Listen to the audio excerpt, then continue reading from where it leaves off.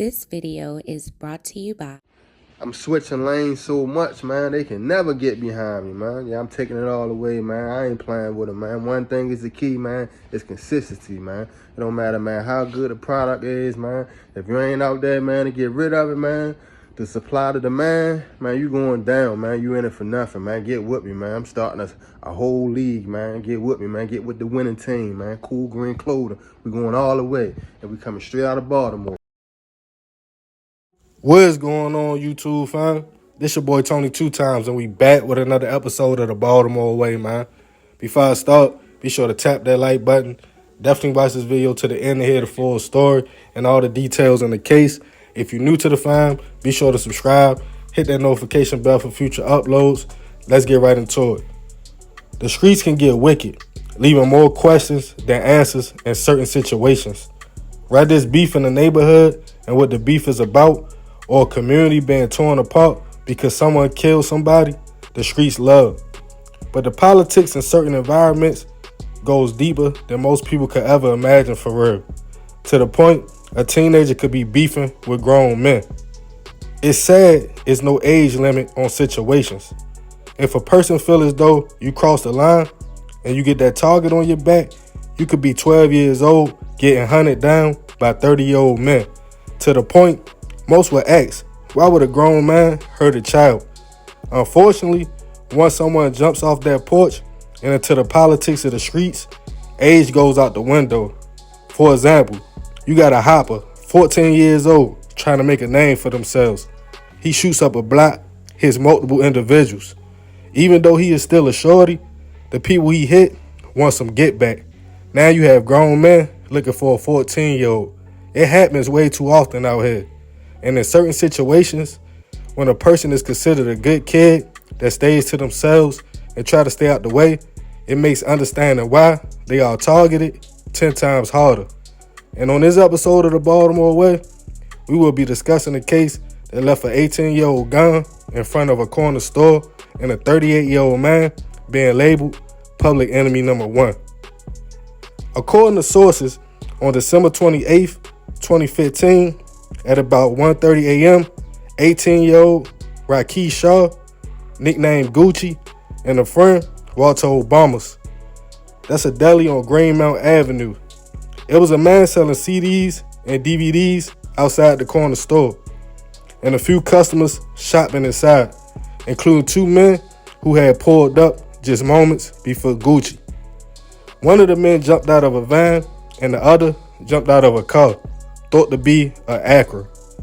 As Gucci stood outside looking at the CDs, a man allegedly walked out of the store and opened fire on a young man, unfortunately striking him in the head.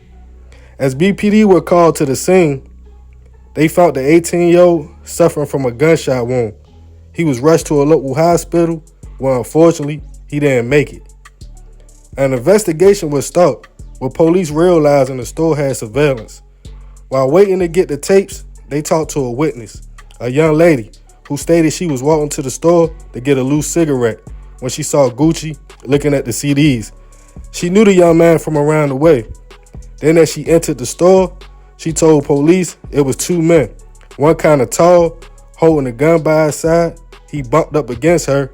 She thought he would say, "Excuse me," but he didn't, and then she noticed the gun before exiting the store. Then she heard the shots. As the store released the footage, it showed 2 men pull up in separate vehicles, go inside the store, and it seemed like they paused, like they were waiting for somebody. And then that's when things get crazy. The whole incident was caught on camera, but with no motive or suspect names, BPD hit a dead end. A few days later, after hearing about Gucci's untimely death, the community gathered at the corner store, with everyone stating the young man was a good kid and he didn't deserve that. People seemed shocked and confused who would want to hurt him. As police looked at the surveillance footage, they focused in on the shooter and the car that he allegedly got out of.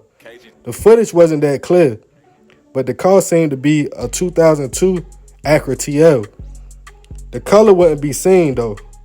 Authorities located the lady witness from the night of the shooting, in which at first she stated she forgot everything because she was too high.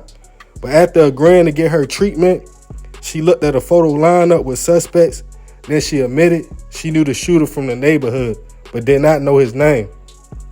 BPD put out a public enemy #1 tag for the alleged shooter.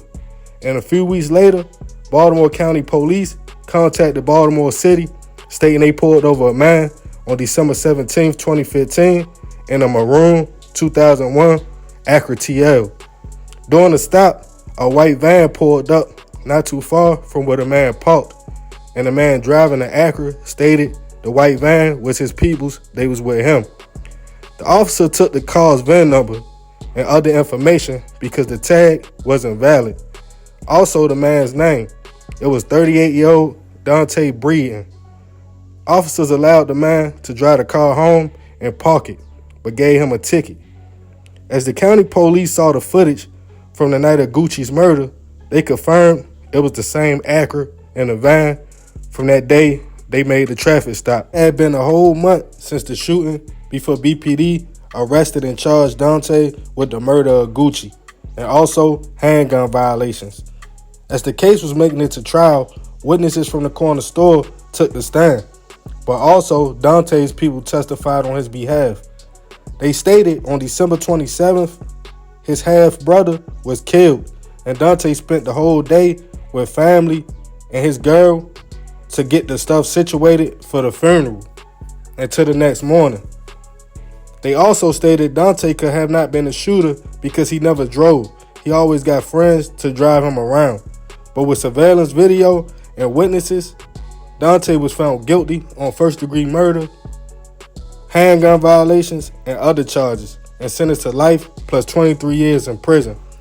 His first appeal was denied. Rest in peace to Gucci. I send my prayers and condolences to his family.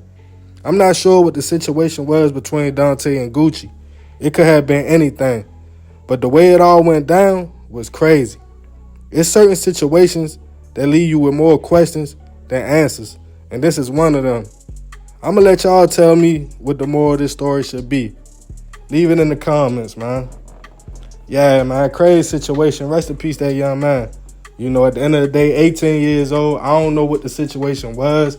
Like I said, sometimes in certain environments, unfortunately, people considered older than what they really is. What I mean by that, you can have a 14-year-old running around with blicks, shooting up stuff.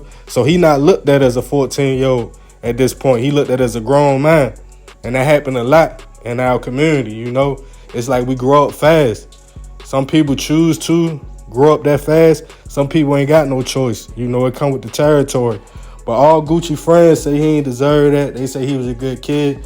You know, and sometimes, man, I'm not saying this was his case, but people be having stuff going on. And sometimes they don't tell their family, they don't tell their friends, and it might be some street activity. You know I had been in that situation before where I ain't tell nobody nothing.